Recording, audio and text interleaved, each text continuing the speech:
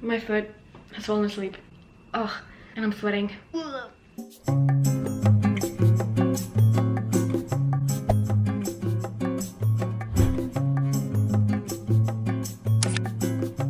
Hello guys, and welcome back to my channel and a new video.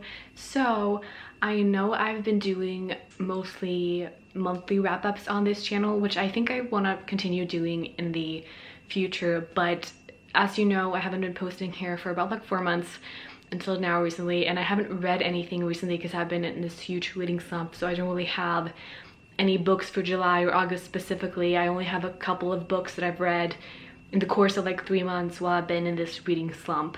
So I felt like I couldn't really call it a July wrap-up or August wrap-up because it's so spread out. So, but I still really wanted to talk about these 4 books. I know it's not many, but I still really wanted to talk about these 4 books. So I thought I'll just do like a recent read video, and then hopefully maybe in the future get back to the monthly wrap-up. So we'll see, maybe I'll continue doing these videos because sometimes with monthly wrap-ups you have like this pressure to read X amount of books in a month, which can be like difficult, you know, when you work full-time and you have different stuff. I don't want to feel pressure to read X amount of books in a month.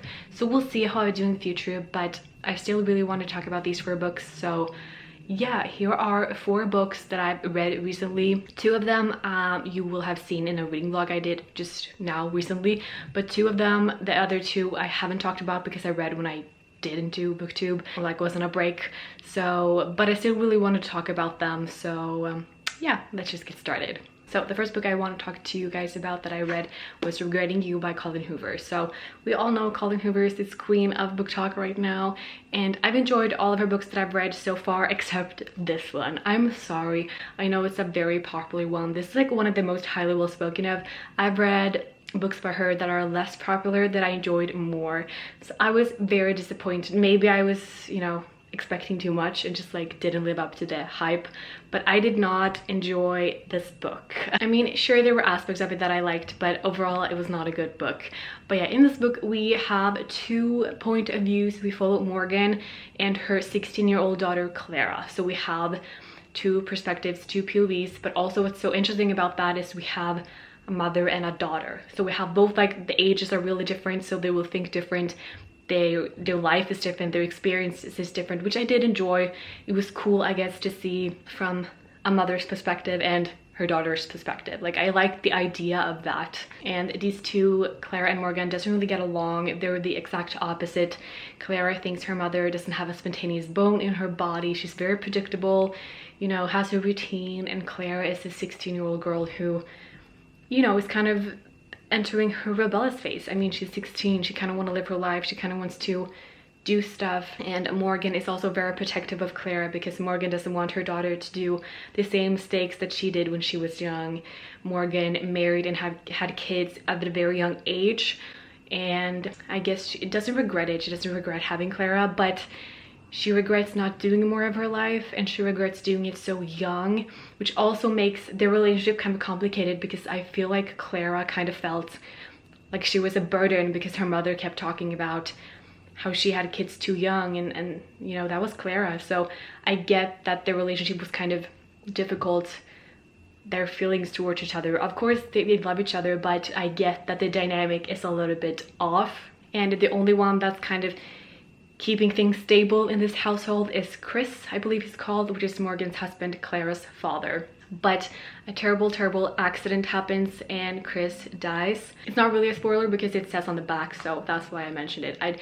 It's gonna be hard though because there's a lot of like secrets in this book and like hidden things, secrets that come to reveal themselves, so I'm not gonna want to say too much. But yeah, Chris dies, and that's a big change in this family, in this household, because he was kind of the glue that stuck them all together, if that makes sense.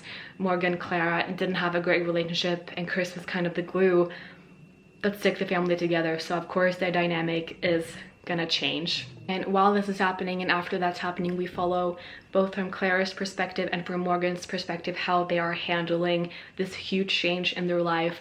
So Clara is obviously not feeling great. She sneaks out to see this boy that she's forbidden to see and makes mistakes.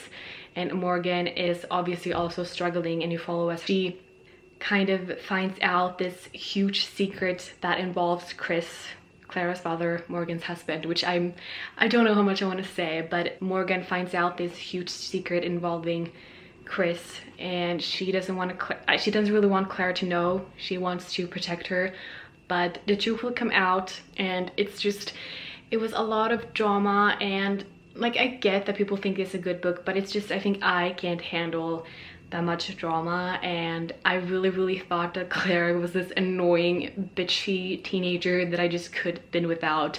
I would have been fine just following Morgan's perspective, because I feel like her story was kind of interesting, and Clara kind of just ruined that. She wasn't treating her mom really well, and I guess like goes both ways, but because of this huge secret, it's kind of like keeping them apart, and Morgan doesn't want Claire to know, but she eventually finds out, and Clara's whole life was a lie, and she is obviously faced to live with this new reality. And it's a wild ride, I can tell you that. I don't know if this summary was good, but it's just so many things happening, and so many like this one big ass secret that's being revealed, and it changes their entire lives. And yeah, and also we do have, you know, as I mentioned, Clara seeing this guy, so we have her side of like getting romance, and we also have Morgan's perspective as she finds true love, because she and Chris wasn't really the best couple. So we have like two love stories as well, which is pretty cute and pretty like nice. You have like a teenage romance and then like an adult romance. So, but overall for me, this was too much drama, too much secrets. I didn't like their relationship, the mother and the daughter. I just got anxious reading this book. I couldn't even almost finish it because I felt so anxious. But also I think I'm really oversensitive. I'm that type of person. I can't watch Gossip Girl or 90210 anymore because it's so much drama. Like, I can't handle too much drama. So I think I'm just oversensitive. So if you are fine with drama and secrets, I think you will like it. But for me, it was just a little bit too much and not my favorite Colleen Hoover book, unfortunately. The next book I read was Jurassic Park by Michael Crichton. So of course, this book, I really enjoyed it, but I think it was a given because I love the original Jurassic Park movies. The Jurassic World movies, I have mixed opinions on. I don't typically like remakes of movies that I love. It's just not gonna work for me because it kind of usually ruins it for me because, you know, you have new actors and new settings, and it just really feels so sad for me because I'm still, you know, loving the original movies. But I actually did see the latest Jurassic World movie in the cinema recently. I think it's the last one, and I did quite enjoy that because you had the original cast, a few of them come back. You had the ones that were in the original Jurassic Park movie come back for this last one, which I loved, which is like why I saw it. I don't think I would have seen it otherwise because I just hate when they do remakes and like it's new actors and it's too modern. I don't know, I have such a sentimental value to old movies. So, but because I grew up with watching the old Jurassic Park movies and loved them, and they have a special place in my heart, I of course needed to get the book, and I finally read it. I've had this book on my shelf for quite some time now, but I just recently picked it up and I loved it. Might be a little bit boring for you guys if you haven't seen the movies and if you don't enjoy the movies, but since I love the original movies, I loved this one. In my opinion, this book was really similar and kind of just like the first ever Jurassic Park movie. So, you know, when everything started, you have these scientists trying to create DNA, trying to create dinosaurs that are extinct, and they succeed, and they have this plan and vision in their heads of amazing things, but it kind of backfires and turns into a nightmare instead, which is like, you know, it's a pretty cool concept, and it was really fun to read about. But yeah, again, this was very similar to the first movie. You have Ian Malcolm, you have Dr. Grant and the children entering the park, and they're seeing it for the first time and everything goes wrong. So definitely a lot of scientific talk in here with like the DNA stuff and how they do it, but also a lot of action and creepy stuff because people are getting killed and eaten by dinosaurs. But yeah, I'm really glad I read it, and if you enjoyed the movies, I definitely recommend to read the book because this is like how it all started. So it was so fun to read.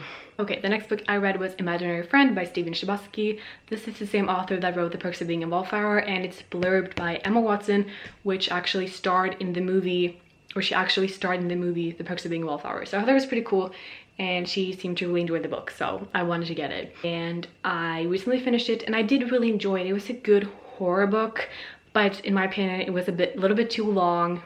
It's a huge book.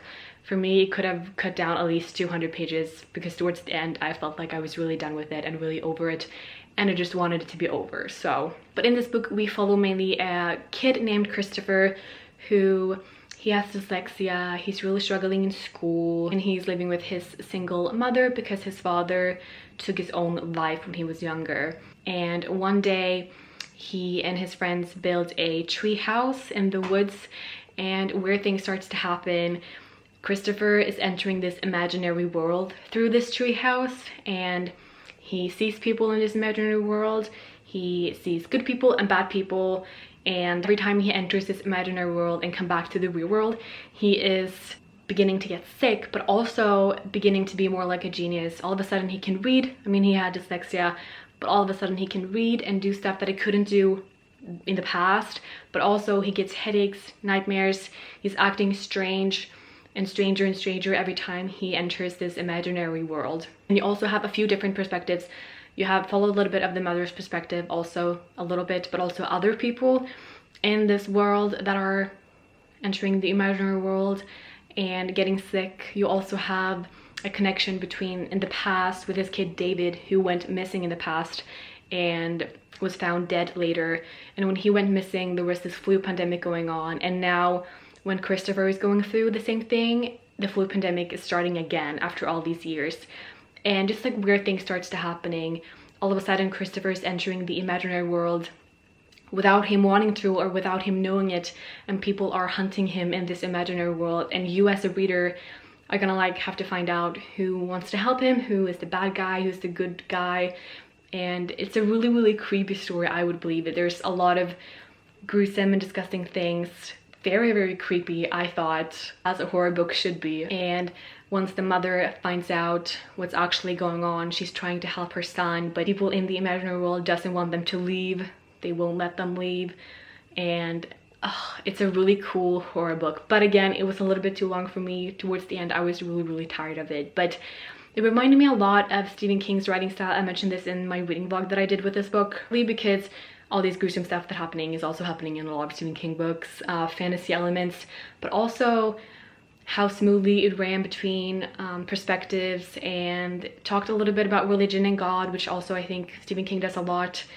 But I really, really enjoyed the writing style. I really, really did, and I definitely recommend it if you're looking for a creepy, spooky horror novel. And the last book I want to talk to you guys about is Twisted Love by Anna Huang. This is the first book in the Twisted series. I believe there's 3 books. And in this book we follow Ava and Alex. Ava is a 22-year-old college student who works 2 jobs, and Alex is this 26-year-old multi-billionaire because of something he invented when he was really young, and he has this really high position job, and he's just really smart. He has an IQ above normal.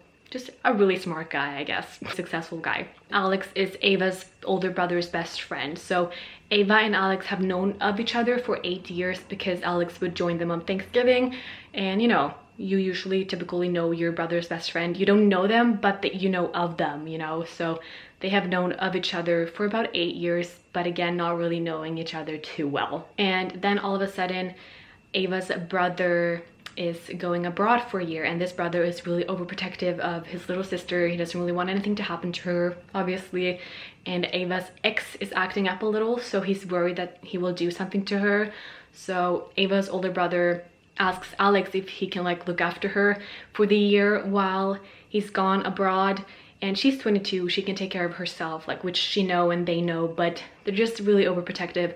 So Alex moved into the older brother's house, which is neighbors to Ava's house, to look after her, which she's not happy about. She really thinks she can take care of herself, which she can, but again, really overprotective brother. And Alex isn't happy about it either. He doesn't really want to do it, but you know, it's his best friend. He really wants to be loyal, and you know, he's like the only one they trust. So Alex and Ava doesn't really like each other. They're exact opposite. Ava is this sunshine girl who's really optimistic.